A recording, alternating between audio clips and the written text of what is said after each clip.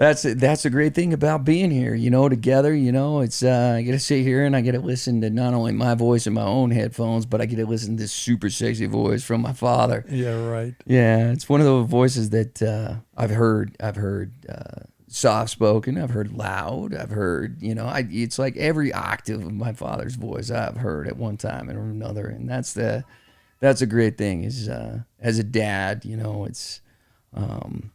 I shared that with my son last night about sometimes you gotta dig deep, man. Like you're not necessarily mad, but you gotta sound mad.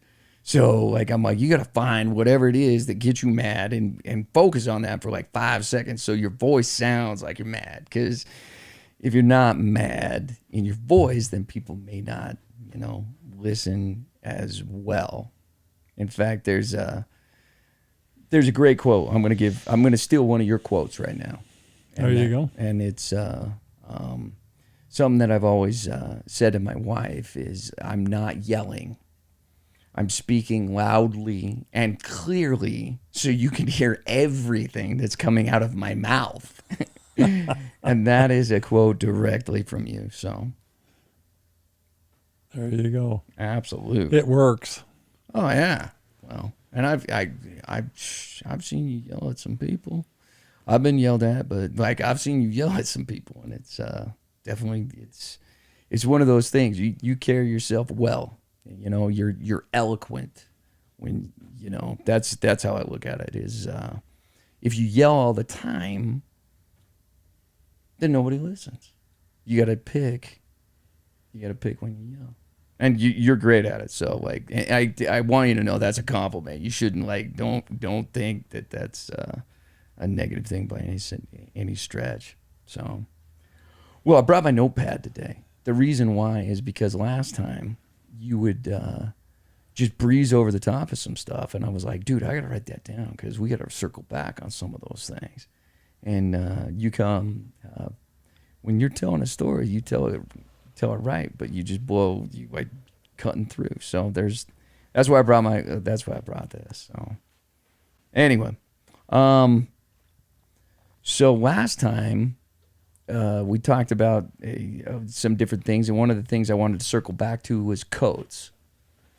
Now, you could give me titty twisters till I cried. I couldn't tell you his first name because I've always just heard you refer to him as Coates. Well, that's his name. Okay. That's the only thing I ever called him. Well, you had to have a first name. Well, it's Stephen. Stephen Coates. Yeah. And where did Steve live? Did you call him Steve or Stephen? I called him Steve. I Okay. just called him Coates most of the time, the whole time I was growing up. He lived he lived kitty corner across the street from me, and he was about 8 months older than I am. And so therefore he was in a grade ahead of me, but he was my very best friend the whole time I was growing up. He had his house. My dad helped him build their house, and I used to spend, from the time I was old enough to walk across the street, I was over to his house. Fact is, when I got a little bit older, I went to their house and knocked on the door, and his mother come to the door and said, I get so sick and tired of answering the door for you. My stomach dropped. I was afraid I was real in trouble. She said, just open the door and walk in. So from then on, that's what I did. I never knocked on the door again. But when I had rheumatic fever, they bought a television, and it was the first one in the neighborhood. And when I got well enough to go across, we used to go over and watch TV. We'd call up on the phone, can we come over and watch TV? And they always let us. And Dad never would have a television. He said, I'm not going to have a television until the youngest kid graduates from high school, because I'm afraid they'll spend all their time watching TV instead of doing their homework and other chores. So we never did. In fact, the first television my dad got was when I got drafted in the Army. I had a TV, and I gave it to him to hold for me until I got home. And he got hooked on a Western series. It's called Gunsmoke. And when I came back, he gave me the television back and went out and bought one of his own. And that was the first one he had. And I was 26 years old then when he got his first television. But anyway, Coates and I, we played a lot together. And he was a surprised baby. His parents were quite old when they had him, and his brother was like 15 years older than him. He had a niece that was only a year younger than he was. So I think they didn't discipline him very much. They had chickens, for example, and one day he didn't want to have to wash them and clean them, so we went out and I was with him, and we threw all the eggs against the wall so he wouldn't have to clean them. And he got in trouble, and I got sent home. And then we built a hut, and they had some turkey pens. They used to raise turkeys, and they had some pens, and we got a hammer, some nails, and ripped the turkey pens apart so we could build our hut. He got in trouble. I got sent home. And one day he had a nephew that was younger than him, and his dad told him to go, that we had to take him with us and tend him. Well, Coates, he didn't want to take him, and so we started to play and follow the leader. We took him out, and we climbed up on the chicken coop roof, and then we jumped off, and we had to help him up, and he couldn't get down, and we left him there. And boy, was his dad mad, but I don't know. He got sent home, and I never. Then one night we were over there, and we were moving the chickens around. When you get the baby chicks, you have to put them, they're real little teeny. Then they had them all in one coop, and then when they start to grow, then you divide them up into the other ones.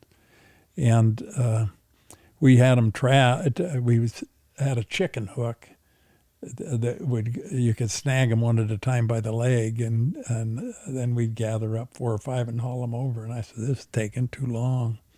So we got a screen type of a thing and ran all the chickens into a corner. And then we were running as hard as we could, back and forth with 4 or 5 chickens in each hand as fast as we go. When we got down to the bottom, there were 35, 40 chickens that were smothered to death in the bottom. And so we threw them in the trunk of the car and ran them up and threw them in the canal. Never said anything to anybody. And his dad, Bill, he thought that the guy had cheated him on the number of chickens he'd sold when he started checking out, and we never did tell him any different. But I don't know. One of the times we were skinny dipping up in the canal, and the How old were you? we were 16, 17 by then. And we were skinny dipping up in the canal, and after we'd swam for a while, there was a bridge that went across the canal right there, but it was just a dirt road that went up into the dry farms. Never saw anybody on it ever. And we'd been swimming for a while, and we climbed out. There was a cement bridge that was there, and we were laying out on this bridge sunning ourselves, and I looked up, and there was a car parked on the bridge with a guy and a gal in the car. And I hollered, and we all rolled off the bridge into the water, but Coates, he had to truck over and move his car. And anyway, I always teased him about that. But he used to go, he wasn't very much of an athlete, but he would go with me to do stuff. One time, I couldn't get anybody to go duck hunting with me, and so I said, Coates, let's go duck hunting. He says, I don't know how to shoot a shotgun. So we went down his basement. His brother had a shotgun down there, and we went out in the side yard. And I threw up a hubcap, and he shot it and hit it. I said, "There you go. That's good enough. Let's go." So we went duck hunting 2 or 3 times, and I got him shooting trap and a few other things. But he was the one that I double dated with all the time. We used to hang out. I don't know, this is good time as any, I guess. When one night we were hanging out together, and I was a senior in high school, and it was New Year's Eve, and we was up in Kearns, and I can't remember what we'd been, but I met him up there, and my dad's 60 Shiv pickup was just parked in the parking lot. And after we'd been doing whatever we did, he dropped me off for my pickup, and he left and went down 54th and was going to go down that way to go home. And I hopped in the pickup and was going to try to go down 4,000th and beat him home. And back then the speed limit was 25 miles an hour. So I was in the middle of the parking lot, and I hopped in the pickup and took off across the parking lot, and there was a car coming. And I thought I could beat it okay, so I pulled out in front of it, and just as I got out in front of it, the light changed, and I had to slam on the brakes. And I thought to myself, if that was me, I'd be a little chapped, because that car had to slam on his brakes from hitting me. And I looked in the rearview mirror, and there were 4 young men in that car. So I went around the corner and looked in the mirror, and they were right on my tail about 2 car lengths back. And so I started to increase my speed, and pretty soon I'm doing 35, 45, 55. They're still right behind me, 2 or 3 cars back. 65, got up to about 70, and they pulled up alongside of me and rolled down the window, and I did too. And they said, "Pull that thing over." And I give them my 1 finger high sign and just locked them up. And so they slammed on their brakes, but they stopped about 50 yards down the road. And one of these guys jumped out and started running up the road towards me, and I just flipped in reverse and flipped the U and went back the other direction. Well, then he had to go back and get in his car, and then he flipped the U and started chasing me, and I thought it was 4 guys out going to beat me up. So we went around and around through Kearns, and I was running stop signs and turning corners as fast as I could. And I finally lost them and went home. And by the time I got home, I'd gotten to this one corner, and there was a car coming. And when I looked, and I made a left-hand turn in front of him, I thought, if that guy sees me, he'll stop. He'll miss me. But the car behind me, he'll never make it. And so I made a left turn in front of this car, and it worked. And I got home, and my dad's, I parked the truck out behind the barn. I mean, the brakes and the transmission stunk so bad. They'd been chasing me for about a half an hour, as hard as I could drive.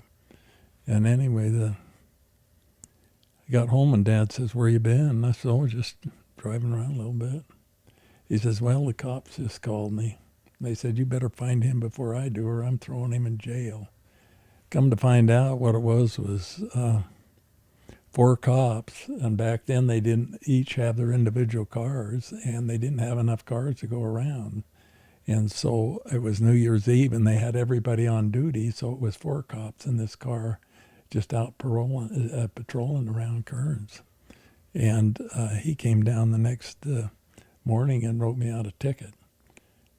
Reckless driving, in excess of 70 miles an hour in a 25-mile zone. And my dad says, "Oh, well, you better tell him your story." So I did. And he says, oh, that had never happened around here. We don't have trouble like that.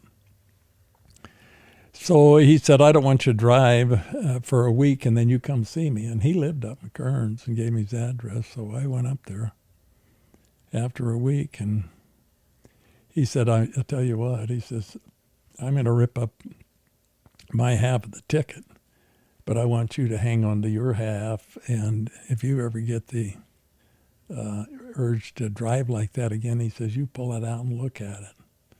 And, you know, my mother saved that ticket, and I was going through some of the stuff, and I still have it. There in some of the stuff that I had. But I had a couple of run-ins, not real run-ins with the police.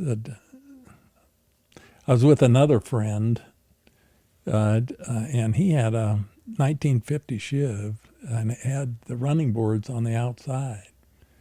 And we were dragging State Street, you know, looking for girls and stuff. And I'm like a dog chasing a car. I don't know what I'd have done with if I'd have caught one, but anyway.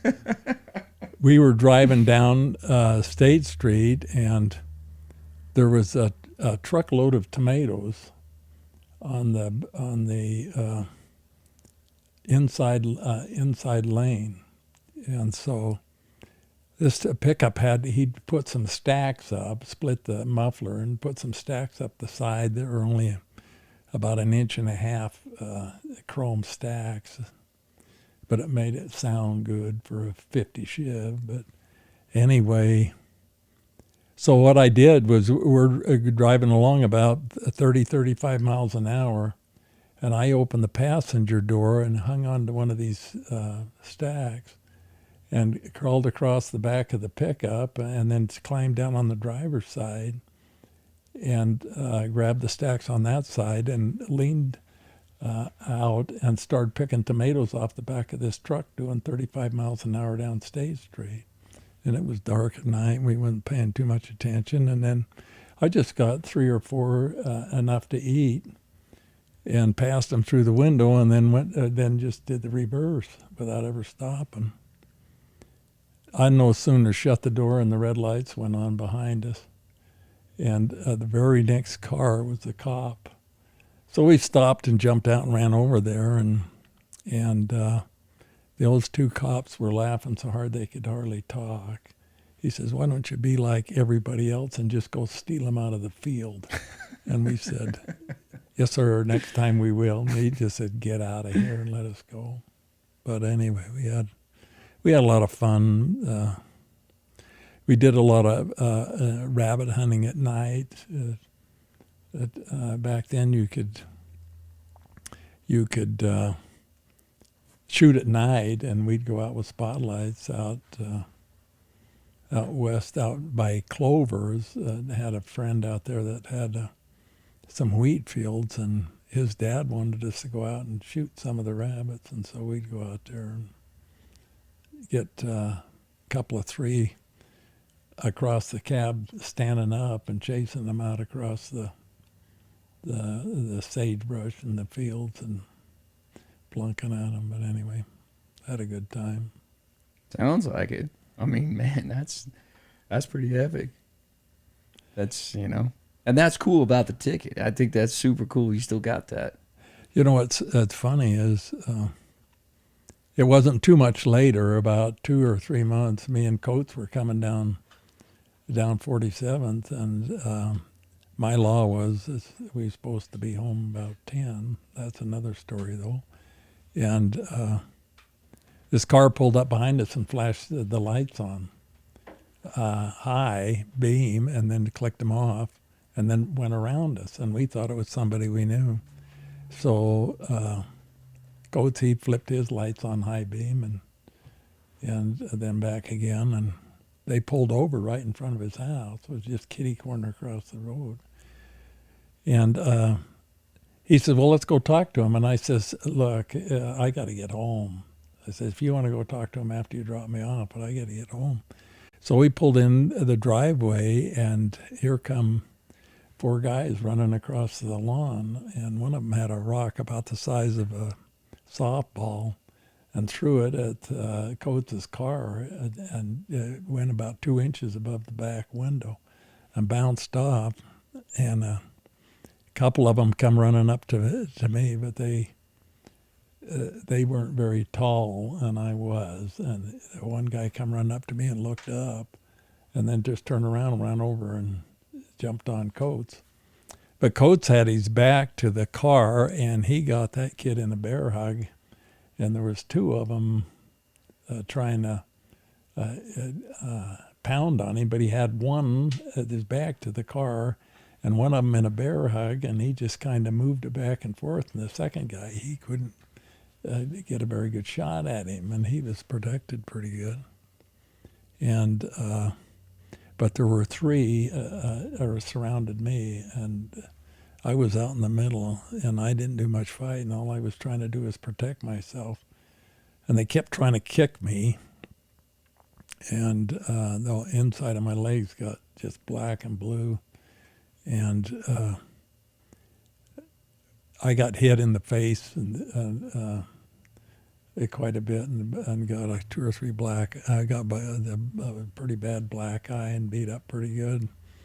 And this one kid, I got him a thing and pulled my arm back and was just going to pop him, and another kid behind me kicked me in the rear end from behind so hard, man, that I let go. But as I swung him around, there was some number 3 tubs hanging on the wall that Mom did the wash in. Knocked one of them off the wall and made quite a noise, and my sister looked out the window and said, "What's going on here?" And I had all my brothers were in the house, older brothers, and so when she started screaming, then they took off and left. So we called the cops, and it was the cop that gave me the ticket that responded. Then I thought it was quite ironical, but I didn't bring it up when he came. But anyway. That's crazy. That's an old school like brawl out right there. Yeah, no kidding. It was. I haven't had too many black eyes in my life, but the rest of them were people I knew quite well. Oh, that's funny. What? How old were you when that happened? Well, it was. I was a senior in high school when that one was. Most of those were when I was in high school. Okay. So after, I mean, you grew up with Coates. I mean, you knew him from the time you were 4 all the way up through high school. Did you guys graduate the same year?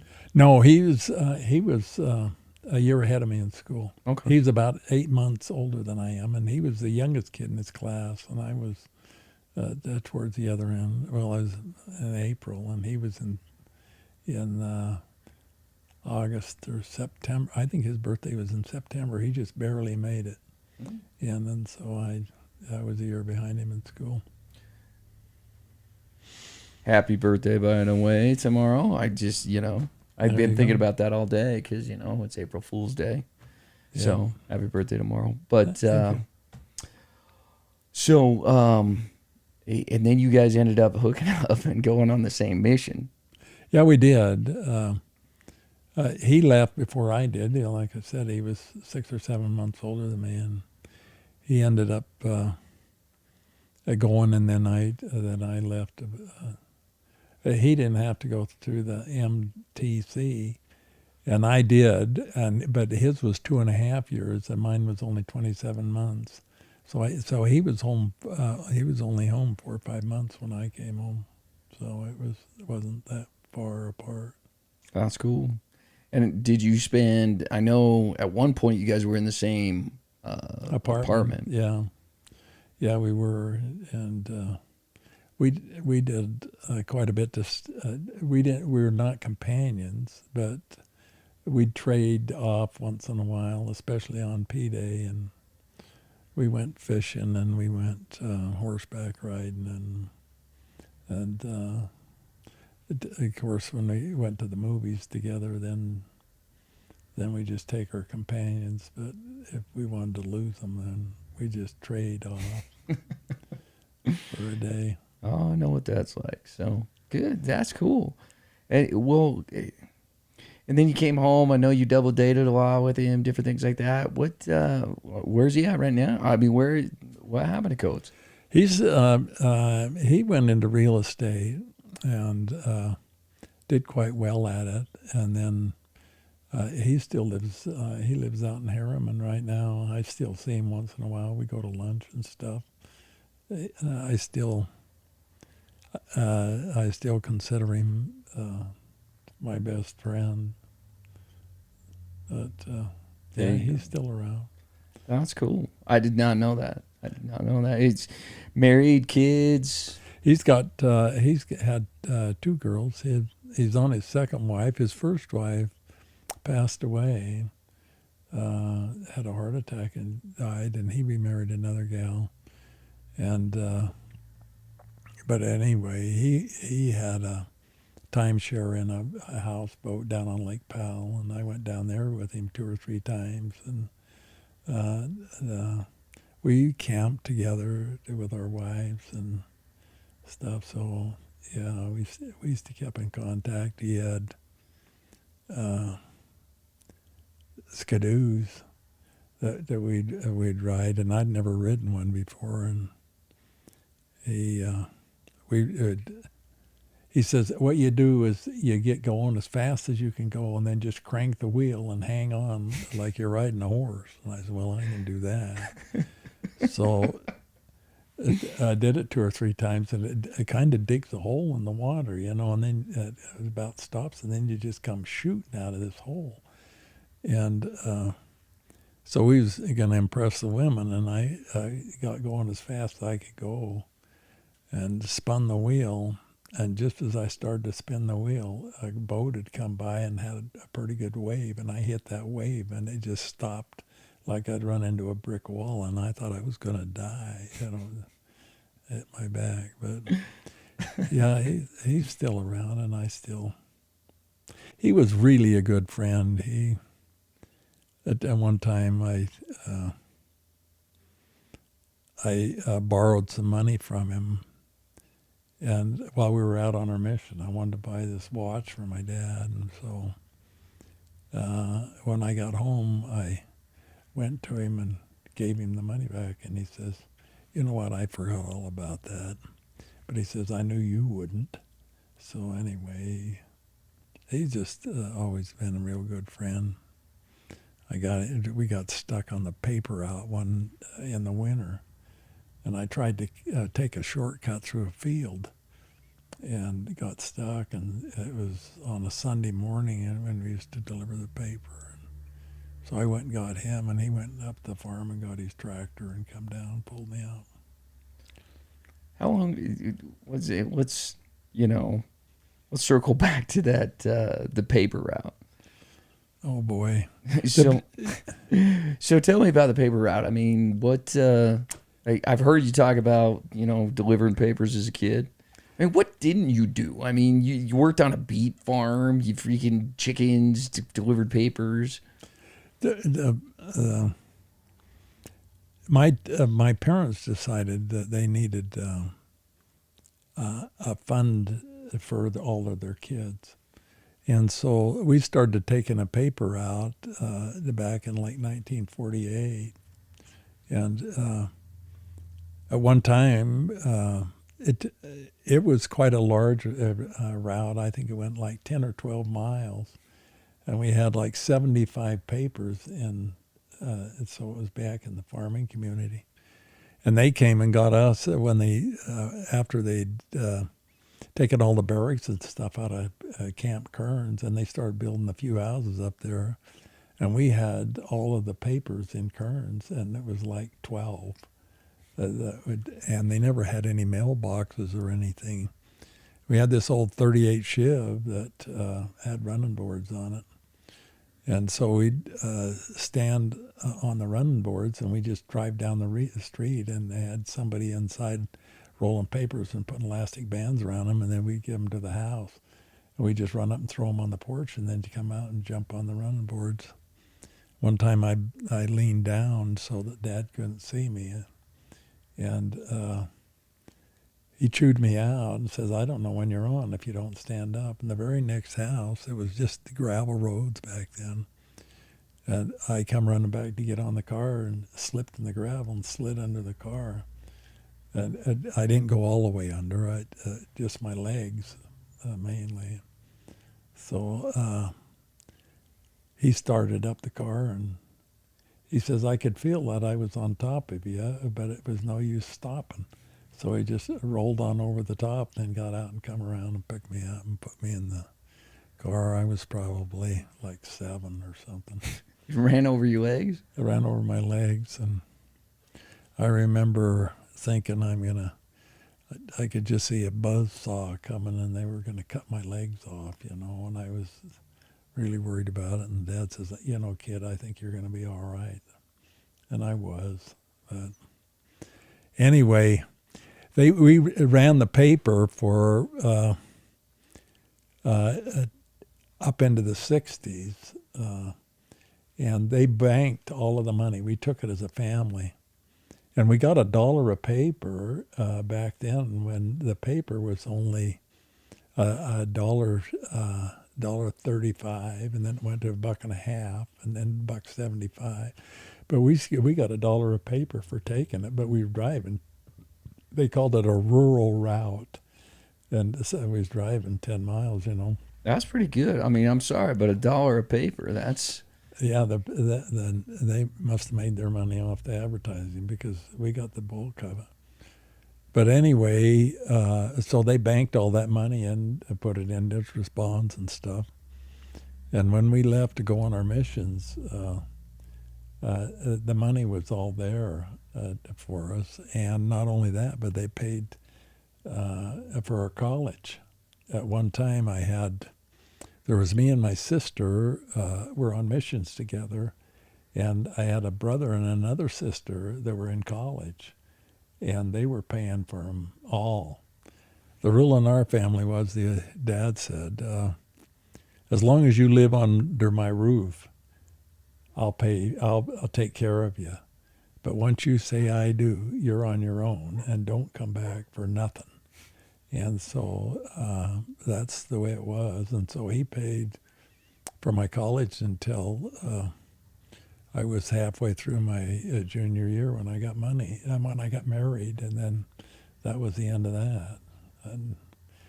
But anyway, they split it off, part of the route. They came and asked us to take another one.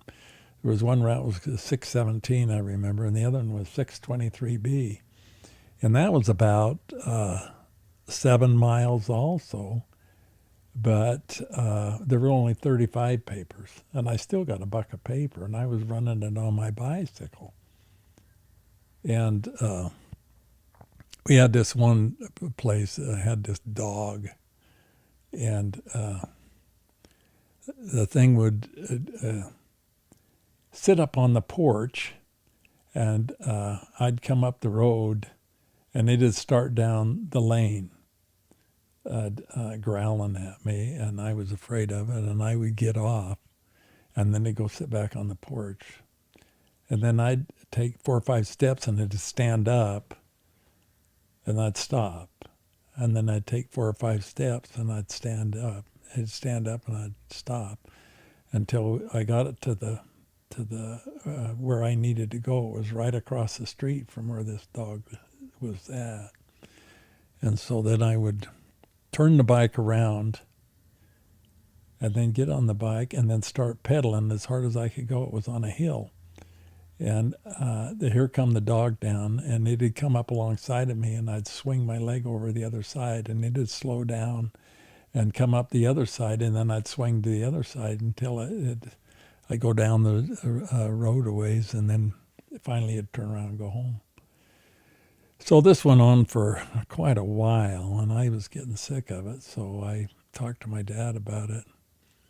And he gave me, it was like a hypodermic needle only made out of plastic, and they used it to deal with the cows. It was called mastitis they used to get in their udder. and but it was a pretty good plunger, and so he had me fill that up with ammonia, and so I had that in my paper bag, and went through the whole scenario again, and then I started down the road, and it came up alongside of me, and I took that out and shot it in its mouth and its eyes. That thing was rolling in the gravel and in this and crying and rubbing its eyes, and I was smiling. But anyway, after that, I'd come up the road and it'd run around the back of the house, and then that went on for I don't know 3, 4, 5 weeks, and then here it come again, that old brother.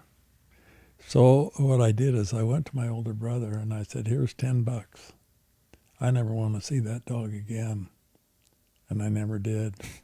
So I'm not sure what happened to it, but it disappeared somewhere. He probably gave it a new home somewhere else. I don't know. On the other side of the veil. And anyway, You put a hit out on a dog? My man, that's man. You were breaking down all the thug stories. It's like people say, "Where'd you grow up?" And it's like West Valley. Oh, but it was on a farm and community. It's nah. It's West Valley thug right here. All the way back in the day. That's awesome. That cracks me up. That's way cool. So so you had this paper route. Did everybody in your family do it? well, the one route we did was the big one, and we went as a family, and we had to go collect for the paper back then. You didn't send out a bill, and we'd go to the door and collect on the night we collected on the first of every month, and Dad would stop at Harmon's, and we'd go get us a donut or something. It's kind of a treat, but all of us were involved in it, the whole time. And when we got older, then Dad quit driving. He put up these tubes, and we'd kind of lean out the window as we'd go by, and he'd only slow down to about, I don't know, between 5 and 10 miles an hour, and you'd be pointing that end of that paper, and it'd hit the back of that box with a thump like you can't believe. But we got pretty good at it. Dad, he did left-handed, and while he was driving, and he got good at it after that many years. Oh, I bet. That's awesome. That's one thing you just said. I just made me think about is Harmon's. So you go to Harmon's, get donuts after the first. On the when on the first of the month it was collection, and then they'd take 4 or 5 of us, and we go, and so he'd send one to one house and one the next as we was going around, take turns, and so it was kind of a treat on that day. Then they'd stop at Harmon's. Harmon's was back in the day that was started out as just a kind of a fruit stand type thing, and they just kept adding on to it and adding on to it and adding on to it. And finally, they tore it down and built a new one, and now there's Harmon's all over the place. But that was the original. Now, was it tore down or did it burn down? Well, the rumor is that it burned down, yeah. So that's not much of a rumor, is it? And then they collected the insurance and built the new store. That's interesting. Now, because I know it's the Harmon brothers now. Was it their dad who started it? Or Yeah, who? it was Jake. Okay. Jake Harmon, and and his wife. And then his oldest boy, Terry, took it over, and it's Terry's 2 boys now. So it's 3rd generation that are running it now. Okay. But I knew Jake and his whole family. So just so I can put this in perspective, so Jake is the dad, Terry's his son, and now his 2 boys run it. How yeah, relation of age on to you and Terry? Terry he was about 6 years older than me. Okay. He was Paul's age. Okay. I went out to Cyprus and yeah, and when I was a kid and he worked in the thing, he got quite heavy actually. That happens when you work in a grocery store. I Yeah, mean, no dude, you kidding. got to eat all the Yeah, time. yeah, It's like, no kidding. you got your fingers due to walking. It's like one of those things. So did Paul go to Cyprus or? Yeah, oh yeah. Okay. All my older brothers and sister, uh, John and Paul, the two oldest, went, and Bob graduated from Cyprus. Beth went 1 year to Cyprus, and then they built Granger High, and so she went her junior and sophomore. I'm a senior year there, and I started when I was a sophomore. Yeah, I think they finished it in 59, 60, and I started there in 60 and graduated in 62, 59, 60. I don't, 58 is when that one, because it was open 1 year before I went. I graduated in 62. That's amazing. Because went like looking back on it, I always think of Granger as this, school that's ancient. You know what I mean? And for you to be one of the first graduating class out of there, that's amazing. They've rebuilt it now. They tore it down and rebuilt it. Wow. We used to have, that's another, while I was going to Granger, we weren't the only ones that had chickens. There was, Coates had chickens. I told you I threw them against the wall, and there were several. It was kind of a second income for a lot of people. And we never had egg cartons. What we'd do is take a dozen eggs and just put them in a paper sack, and you had to be careful with them. But anyway, one day, one of the kids that we ran around with in high school picked up the wrong lunch sack off the counter and come to school and had a dozen raw eggs, and never knew it until he threw it in the back of his locker, and one of them broke. So anyway, we couldn't let those go to waste. And they had a place where they sold candy, and it was right underneath the stairwell. And so one of the kids I was with got one of those eggs and stood at the stairwell and said, "Heavy, heavy hang over thy poor head," and let go with one of these eggs and hit this kid perfect, just right in the side of the head. And it rolled down his face, and he come running up the stairs, and it was filling his pocket up on his shirt. And he was mad. And anyway, I looked around, and everybody else was gone.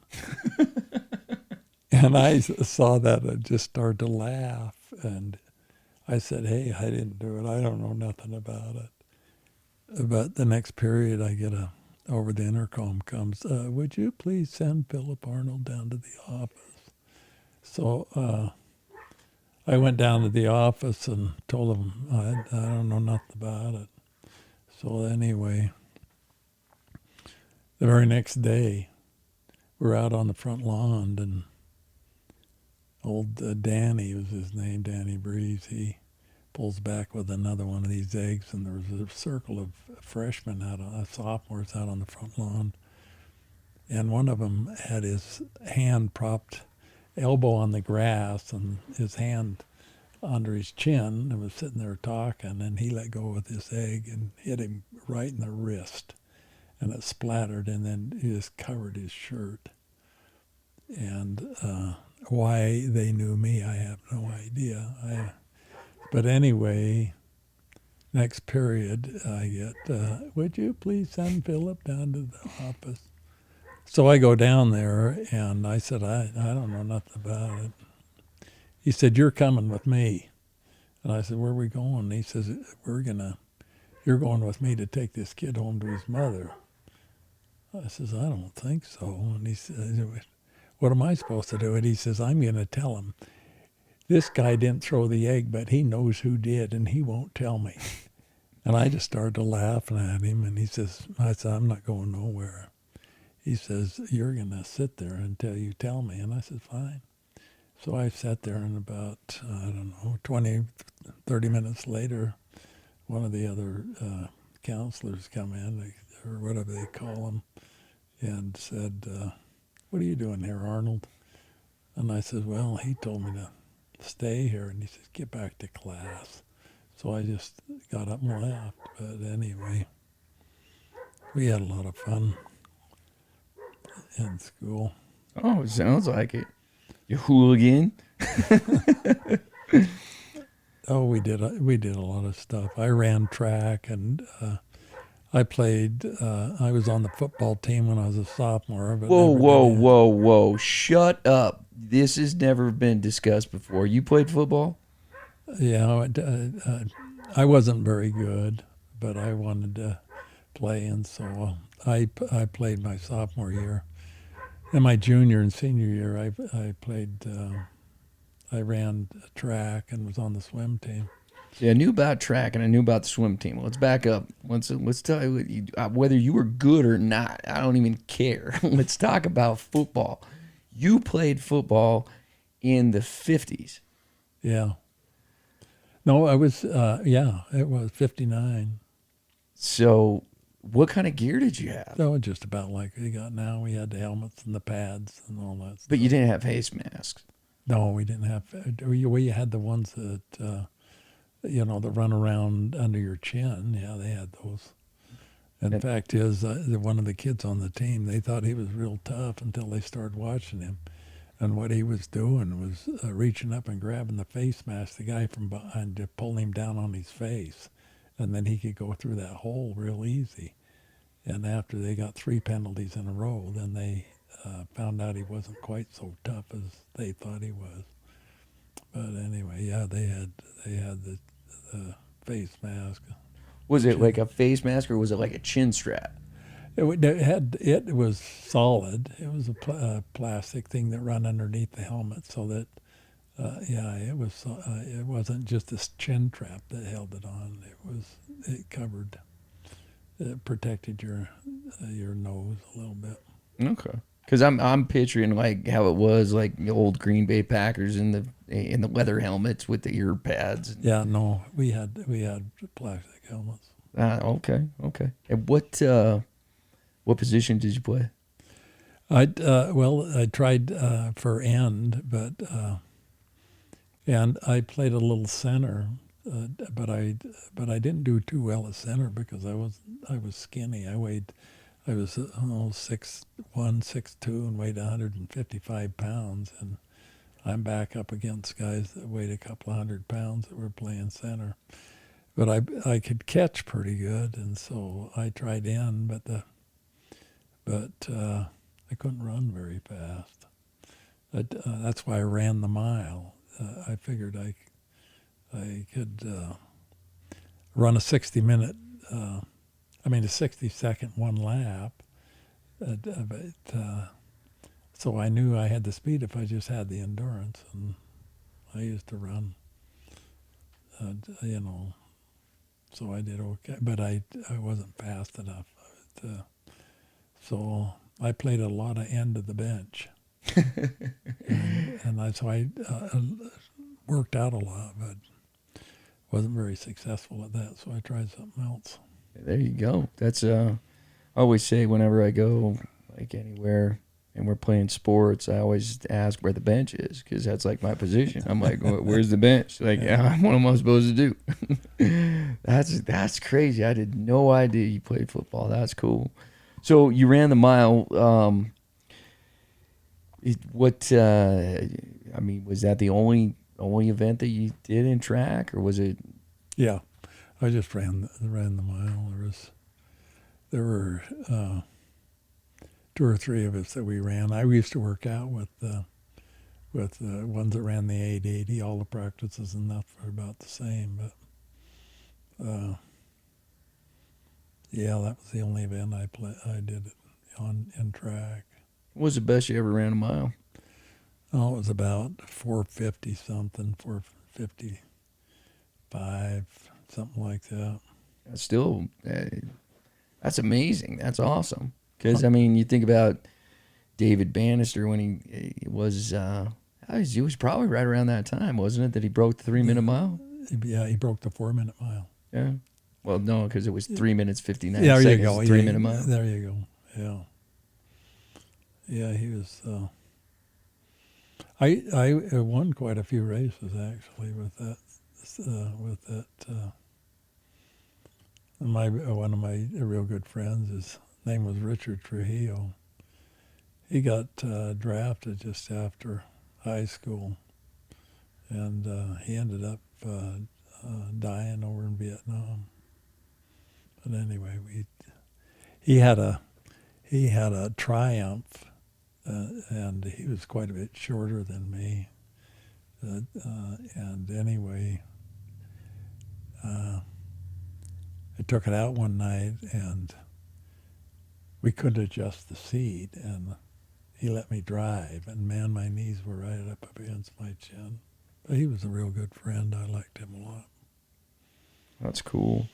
That reminds me, like, we'll come back to sports just real quick, but how many cars did you guys have? Like, you keep telling me, like, oh, I had this 38 Chiv and it had running boards, and we had the 58 Chiv, and we had this and all these. Those were just, they'd moved through. We had the 38 Chiv when I was a little kid, and then they bought in 1950, they bought a 50 Ford, a brand new. It's the only new one they had. And we had like a 55, I think, 55 Ford, and then we got the 58 Ford just before we went to Mexico. And we had that. It was a red and black one. I have to correct that one because I said it was red and white. I mean black and white. That is black and red. And then I had that all the way through high school until I left on my mission. So, but they just, we had an old 50 Ford pickup, a red one, that we, on the starter would lock. And so whenever you started it, we always had to park it on a hill, because then you put it in high gear and push it backwards and it'd pop it out so that you could start it. And or you had to get somebody to help you push it so you could get it to start. Then Dad bought this 1960 Chev in '62. The neighbor, his friend, his real good friend, that's co-signed for a loan with one of his employees, and the employee just left and moved to California and took the truck with him without paying. And so he was stuck with the bill as the co-signer. And so they found out where he lived and went down there and took it back and just brought it back. And so he sold it to my father for just what was owing on it, plus the tow fee. And so we had that until long after I was gone. There you go. So, sorry, I digressed there. I was something on my mind. But what? So you were on the swim team? Yeah, I was. How was that? I wasn't any good at that either. That's what I'm saying. I don't know. Like, it's like bone density. I've heard a lot of people talk about anti-buoyancy. Yeah. And for me, like I float perfect. Exactly 1.5 feet below the water. Like I can't float and I can't sink.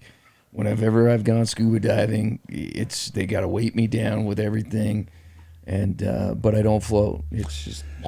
Well, let's see. What happened was I had a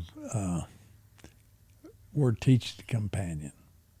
Was the swim coach out at Cyprus. And I wanted a sport that I could get in shape, a winter sport that I could get in shape, because I liked running track and I wanted to get in shape. And I tried putting weights on my ankles and running up and down the stairs. And I couldn't go in the gym because they were playing basketball, and anyway, they let me run around the halls and stuff. So I wanted a winter sport, and so I told him, could I come and just swim with the team and not be on the team? And he told me, if you come swim with the team, you're on the team. Well, as it turns out, Granger did not have a swimming pool at the time. And so we went out to Cyprus. Well, they swam right after school, and then it was open to the public. And so we swam before school. So I had to get up at like 3 in the morning so I could milk the cow and do the chickens and then get ready. And then he would pick me up around 4:30, and we'd drive out to Cyprus and swim for a couple of hours every morning. That sounds horrible. It was, well, anyway, well, when so what happened was I had trouble because we never had an electric alarm clock back then. The alarm clock was just a spring wind up, and you wound it up, and then it'd go off. Well, I could sleep right through that thing, and the deal was if I wasn't up and ready, he just left me. So I tried putting it in a number 3 tub next to the bed, and I thought it'd make it louder. Well, it made the ticking louder, and it kept me awake half the night, but when the alarm went off, I'd sleep right through it. So finally... Let me stay. What's a number 3 tub? A number 3, well, it's a wash tub that's round. It's probably, I don't know, 3 feet across and round, and that's what Mom used to wash the clothes with. So is there like a number 2 tub, number 4 tub? Well, there's a 2 and a 3, I know for sure. Okay. I went and bought one, and that's what I used to soak the heads in when I was the games animals that I like.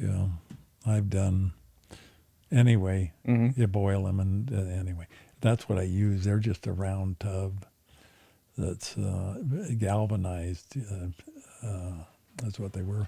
You freaked me out for a minute there when you were like, yeah, that's what I used to soak the heads. I was like, what? So I'm glad that you said game.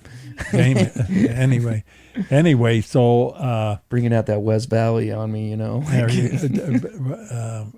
What I ended up doing is I built this alarm clock, and I soldered a nail to the wind-up thing in the back of the clock, and then hooked it up to 110. So when the alarm went off, it would go around and complete a circuit with a nail that I'd driven into this board. And when the circuit was closed like that, it would turn on the radio and turn on the lights.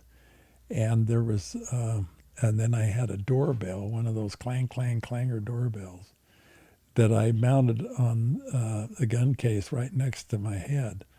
And in order to shut that off, I had to get out of bed and go unplug it. You had to plug it in to a socket over in the closet. So I had to get out of bed.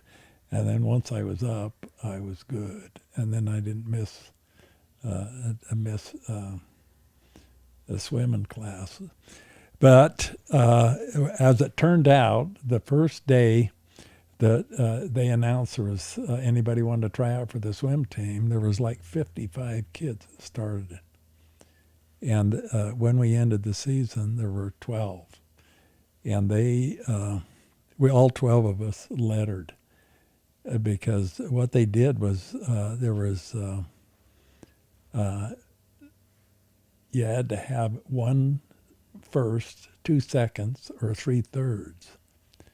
Well, there's so many events, diving and 50 yard and 100 yards and 20 lengths of the pool and all of that. And we swam against a couple of schools that were about in the same boat that we were, where they never had enough to fill every position.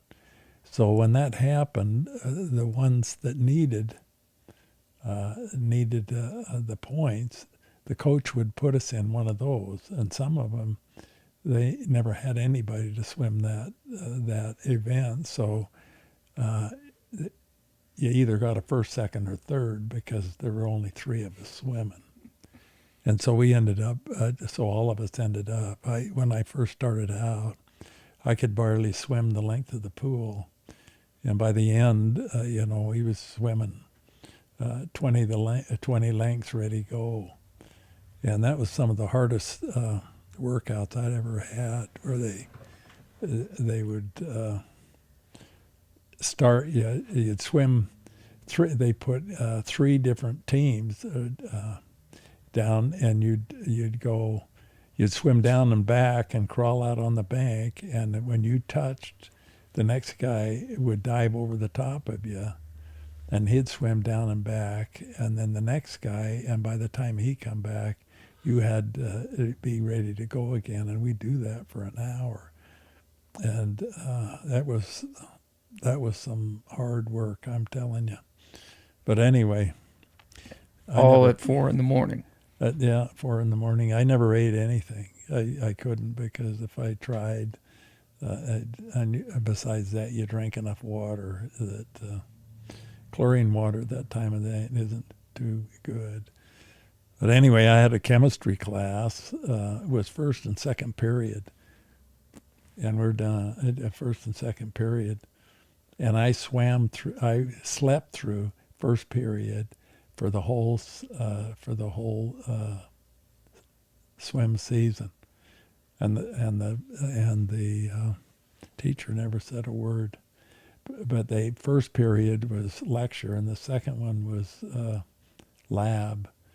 And so when I got up for lab, then when they woke me up and I went to lab, then I was okay for the rest of the day.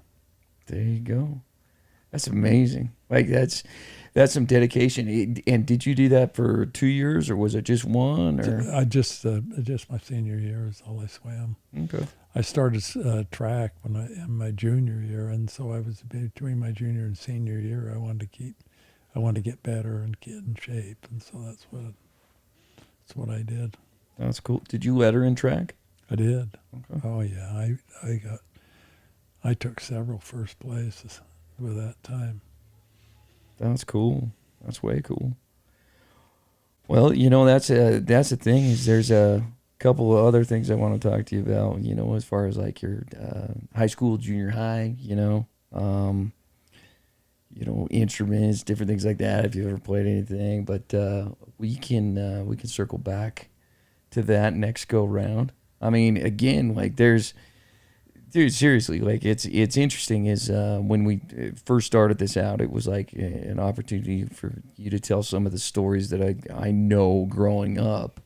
And there's some that we still got to go, like we got to visit on them. I'm just going to tell you right now that like I talked to Julie, and when I told her that the second episode was going to drop, she was like, "Oh, you need to have him tell the story about when he went into the military and Grandpa gave him a blessing." And I was just like, okay, I'll make sure to do that. And then she hits me up when she listened to the episode. She's like, "That was the very first story." And I was like, yeah, that's right. So there are stories that that I've known that I love to hear, because they are very nostalgic and remind me of my childhood.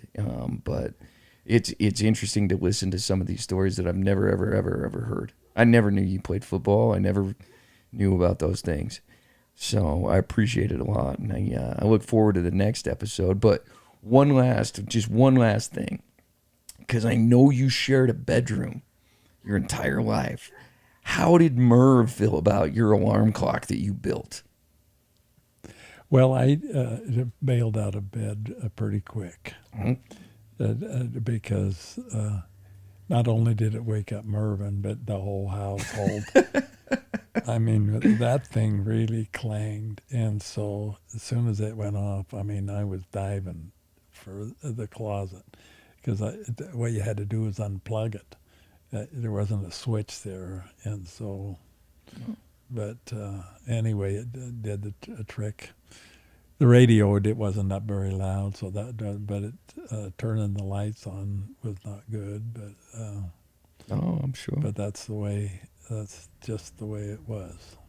For sure.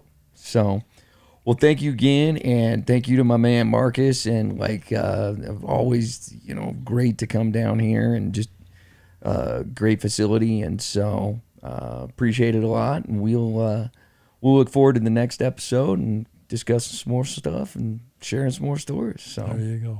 all right, we'll see you.